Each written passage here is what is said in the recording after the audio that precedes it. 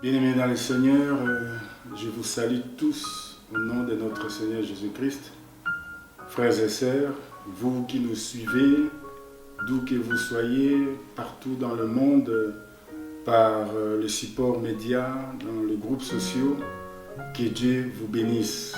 Et nous vous saluons tous au nom de notre Seigneur Jésus-Christ. Que sa grâce et sa faveur nous accompagnent encore cet après-midi afin que nous puissions parler ensemble et partager la parole de Dieu parce que Dieu s'est manifesté dans la vie de quelqu'un. Amen. Alors, nous voulons lire la parole de Dieu dans l'Évangile selon Marc. L'Évangile selon Marc, nous sommes au chapitre 5 et nous lisons le verset 35 à 36. Marc chapitre 5, verset 35 à 36, nous lisons la parole de Dieu. Comme il parlait encore, s'irvinrent chez le chef de la synagogue des gens qui dirent « Ta fille est morte, pourquoi importuner davantage le maître ?» Mais Jésus, sans tenir compte de ces paroles, dit au chef de la synagogue « Ne crains pas, crois seulement. » Merci Saint-Esprit de Dieu, nous venons à toi et nous recommandons ta parole entre tes mains.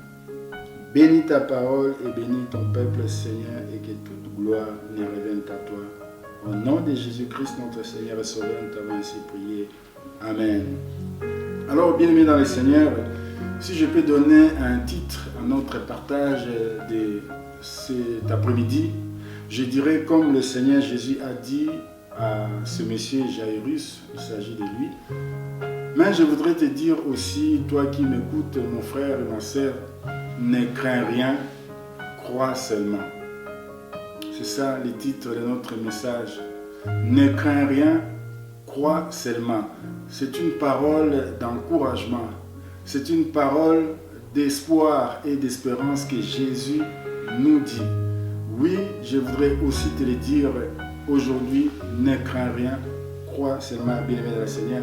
Crois pour ton miracle. Crois afin que tu puisses vivre ton miracle. Mais la question que tu pourrais peut-être te poser, croire en quoi ou croire à qui? Et nous allons y revenir pour en parler. D'abord, croire, bien-aimé, à ton miracle. Le miracle, nous voulons le définir pour dire que c'est un acte de la puissance de Dieu, la puissance divine. Il n'y a que Dieu qui accomplit le miracle. Parce que le miracle, c'est un acte de la puissance divine qui est contraire à la loi de la nature.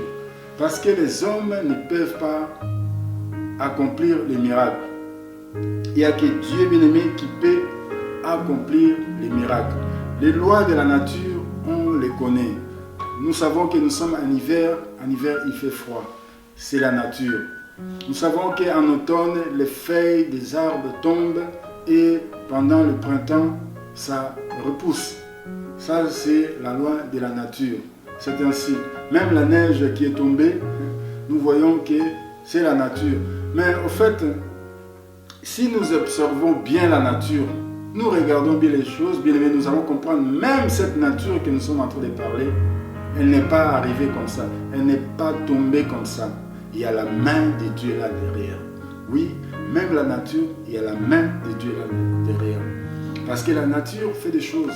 C'est Dieu, au travers de cette nature, accomplit des merveilles, accomplit même des miracles. Oui, Dieu a donné à l'homme même la capacité ou la possibilité de faire des choses, voire même des grandes choses. Mais c'est Dieu qui accomplit toutes choses, bien aimé dans le Seigneur. Voilà pourquoi je voudrais t'encourager pour te dire, ne crains rien, crois seulement pour ton miracle, pour vivre ton miracle. Oui, les événements, les choses qui nous entourent, ce qui se passe actuellement dans le monde, bien aimé, cela peut-être nous enseigne des choses que nous devons aussi tirer les leçons. Mais dans tout ça, je voudrais tout simplement te dire, ne crains rien, crois seulement. Parce que Dieu accomplit les miracles Parce que le temps des miracles n'est pas fini, le temps des miracles n'est pas arrêté. Le Seigneur Jésus-Christ accomplit encore les miracles. Alléluia. Dieu fera des grandes choses pour toi, bien-aimé le Seigneur. Nous savons que l'homme peut fabriquer des choses. Nous savons que l'homme peut construire des choses ou même créer. Mais pour cela, l'homme a besoin de la matière première. Oui, l'homme a besoin de la matière première pour pouvoir créer les choses. Vous savez, cette philosophie de Lavoisier qui dit que rien ne se perd, rien ne se crée, tout se transforme. Oui, effectivement, on voit que l'homme essaie de récupérer pour recycler, pour encore transformer. C'est ça, l'homme. Parce que l'homme a toujours besoin de la matière première pour pouvoir faire quelque chose de nouveau. En fait, il n'y a rien de nouveau sous le soleil, nous dit la parole de Dieu. Alléluia. Nous savons que le papier vient du bois. Oui, l'homme a besoin du bois pour pouvoir fabriquer le papier. Les vêtements que nous portons, c'est les tissus. Les tissus viennent du coton. Oui, l'homme doit aller cultiver le coton pour pouvoir créer les tissus, pour pouvoir créer les vêtements ou fabriquer les vêtements si vous voulez. Vous voyez, l'homme a besoin de la matière première. Mais le miracle, bien-aimé, c'est l'acte de la puissance de Dieu, la puissance divine. Parce que la Bible nous dit qu'au commencement, Dieu créa le ciel et la terre. Mais comment? Mais par sa parole. Parce que sa parole est une puissance créatrice, sa parole est une puissance révélatrice. Oui, parce que Dieu a créé toutes choses, bien-aimées, par sa parole. Alors, on peut se poser la question, mais avec quelle matière première? Un néant. Il n'y a pas de matière première quand Dieu a créé le ciel et la terre. Dieu a déclaré tout simplement par sa parole puissante, par sa parole créatrice. Bien-aimé dans le Seigneur. Voilà pourquoi le Seigneur donne cette parole à ces messieurs. Ne crains pas, crois seulement. Et moi aussi, je le répète pour te dire, ne crains pas, crois seulement pour ton miracle.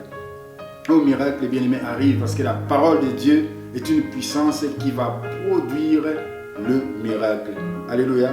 Alors nous allons lire un verset dans Luc chapitre 18 et le verset 27. La parole de Dieu nous dit, Luc 18, 27, la parole de Dieu nous dit, Jésus répondit, ce qui est impossible aux hommes est possible à Dieu. Oui, ce qui est impossible aux hommes est possible à Dieu. C'est ça le miracle. Parce que l'homme ne sait pas accomplir le miracle, et c'est Dieu qui accomplit le miracle. Parce que pour l'homme, le miracle, c'est impossible. Il n'y a que Dieu qui est capable de séparer la mer rouge en deux pour que son peuple puisse passer. Ça, c'est un miracle, bien-aimé dans le Seigneur. Il n'y a que Dieu qui peut ressusciter Lazare après 4 jours dans le tombeau. Ça, c'est un miracle. Il n'y a que Dieu qui peut faire cela. Les autres, l'homme va essayer de bricoler. L'homme aura besoin de la matière première pour les recycler, pour pouvoir créer les appareils que nous avons. Oui, c'est la capacité que Dieu donne à l'homme. Et la parole de Dieu nous dit dans Luc chapitre 1er, le verset 37, la Bible nous dit que Luc 1, 37 dit que car rien n'est impossible à Dieu. Car rien n'est impossible à Dieu. Alléluia. Alors mon frère, ma soeur, ne crains pas, crois seulement pour ton miracle. Aujourd'hui encore, Dieu te parle, bien-aimé dans le Seigneur. Et les études bibliques nous montrent le nombre de fois que la Bible nous parle, ne crains point, ne t'effraie point, n'aie pas peur. Des termes similaires, il y a plus de 365 fois que les études bibliques nous montrent. Bien-aimé, Dieu nous parle au travers de sa parole à plus de 365 fois, ne crains pas, ne crains point, ne t'effraie point, n'aie pas peur. En fait, le nombre 365 correspond au nombre des jours dans une année. Oui, Dieu tous les jours nous rassure au travers de sa parole. Ne crains point, bien-aimé dans le Seigneur. Dans ta situation, ne crains point. Oh, bien-aimé dans le Seigneur, je voudrais te dire, dans ta maladie, ne crains point. parce que Jéhovah Rapha est là, l'Éternel, le Dieu qui guérit. Dans la situation difficile actuellement de la pandémie, de l'épidémie, de tout ce qu'on nous raconte, nous ne craignons rien parce que nous faisons confiance à la parole de Dieu. Nous écoutons Dieu. Parce que les hommes, et on voit encore comment ils sont en train de se contredire. Ils disent une chose et en même temps son contraire. Alors, nous faisons confiance à Dieu. Je dis toujours, on peut nous confiner, nous réconfiner, nous déconfiner, mais nous nous confions dans l'Éternel. Amen. Nous nous confions à Dieu, bien-aimé, Seigneur. Alors, la question que tu peux te poser, ça c'est le premier point. Quand nous parlons de ne crains point, crois seulement. Alors, tu peux te poser la question, croire à quoi ou à qui? Et je voudrais aussi te répondre par cette question, mais de quoi avons-nous entendu ou de qui avons-nous écouté? Qu'est-ce que tu as entendu ou qui tu as écouté? Ah, ça c'est la question, bien-aimé.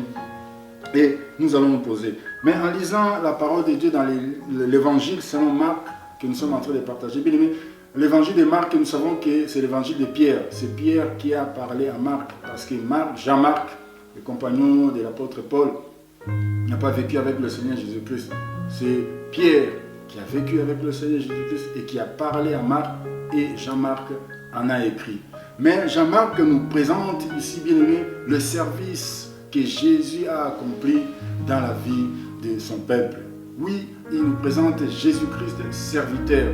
Et on voit, rien que dans le chapitre 5 que nous sommes en train de lire ici, nous voyons trois grands services que le Seigneur a fait dans la vie de ce monsieur qui dormait dans le cimetière. On parle des démons de Gadara.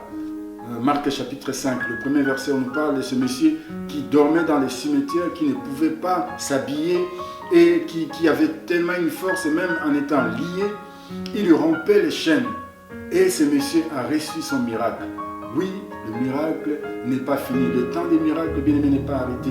Jésus guérit encore. Jésus sauve encore. Jésus délivre encore. En fait, c'est ça le but que le Seigneur Jésus-Christ, il est venu, bien aimé. Il a tant aimé le monde. Dieu a aimé le monde et Dieu a envoyé son Fils, a donné son Fils unique afin que quiconque croit en lui ne périsse point, mais qu'il ait la vie éternelle. Ce monsieur, démon de Gadara, il a reçu son miracle. Le deuxième miracle que le chapitre 5 de Marc nous présente, c'est la femme qui avait la perte de sang pendant 12 ans. Elle aussi, elle a reçu son miracle. Oui, elle a saisi la robe de Jésus. Elle se disait en elle-même, si je peux seulement toucher sa robe, je serai guérie. Elle n'a pas arrêté seulement à le dire ou à le penser, mais elle est passée à l'acte. Elle a saisi la robe de Jésus, elle a été guérie. Oh mon frère, toi aussi, ma soeur, je voudrais te dire, ne te limite pas seulement à écouter, mais surtout saisir cette parole et mettre cette parole en pratique. C'est ça, bien-aimé dans le Seigneur, la parole qui est tombée dans la bonne terre, la parabole du semeur. Vous le connaissez, et les chapitres 4 nous en parle aussi de Marc, que la parole a été la semence qui est tombée sur la bonne terre et elle a porté du fruit. Oui, quand tu reçois la parole de Dieu, tu dois la mettre en pratique. Et le troisième miracle que Marc nous présente dans le chapitre 5, c'est M. Jairus. Si nous lisons le verset 21, Marc chapitre 5, le verset 21, Jésus dans la barque qui regagnait l'autre rive, où une grande foule s'assembla près de lui. Il était au bord de la mer. Alors vint un des chefs de la synagogue, nommé Jairus, qui, l'ayant aperçu, se jeta à ses pieds. Amen. Et lui dit au verset 23, il lui adressa cette instante prière, ma petite fille est à l'extrémité, viens, impose-lui les mains afin qu'il soit sauvé et qu'elle vive. Vous voyez, Jairus est venu, il a aperçu Jésus, il est venu vers Jésus, s'est jeté à ses pieds et de lui faire ses instances de prière. Priez, bien-aimés dans le Seigneur. Oui, parce que Jésus guérit encore. Alors, les miracles, bien-aimés, c'est que le Seigneur a accompli. C'est pour nous. parce que nous sommes en train de parler pour le miracle que nous devons vivre, parce que nous voulons vivre les miracles que le Seigneur prépare pour nous. Mais la gloire, nous devons rendre gloire à Dieu bien-aimé. Je bénis le Seigneur pour mon bien-aimé, pour ce témoignage que l'Église a prié pour sa maman qui était malade et Dieu a restauré la santé de sa maman et le frère est revenu donner témoignage pour dire que maman est sortie de l'hôpital. Gloire soit rendue à Dieu parce que l'Église a prié. Voyez, nous vivons le miracle, mais la gloire, nous la rendons au Seigneur. Alléluia. Alors je voudrais aussi soulever ici, bien-aimé, la patience de Jairus. Jairus était patient. Si nous lisons ces chapitres, nous allons voir que Jairus est venu voir le Seigneur quand il l'a aperçu. Le Seigneur venait juste de guérir ce monsieur qui dormait dans le cimetière, le démon de Gadara. Et ce monsieur qui était assis, revêtu, vêtu de vêtements et de son bon sens.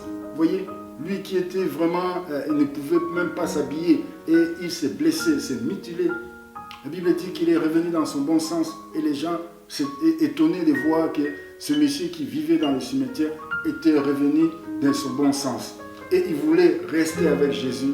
Jésus a dit, rentre dans ta maison, va vers le sien pour raconter ce que le Seigneur a fait pour toi. Vous voyez, ça c'est les témoignages, bien aimés. Quand Dieu fait des miracles dans notre vie, nous devons rendre gloire à Dieu. Les miracles, c'est pour nous. Parce que nous témoignons Christ, c'est pour encourager un bien-aimé, c'est pour encourager une bien-aimée, pour que lui dire ce que le Seigneur a fait, bien-aimé, dans le Seigneur. Vous voyez la patience de Jairus. Jairus arrive et une foule suit Jésus.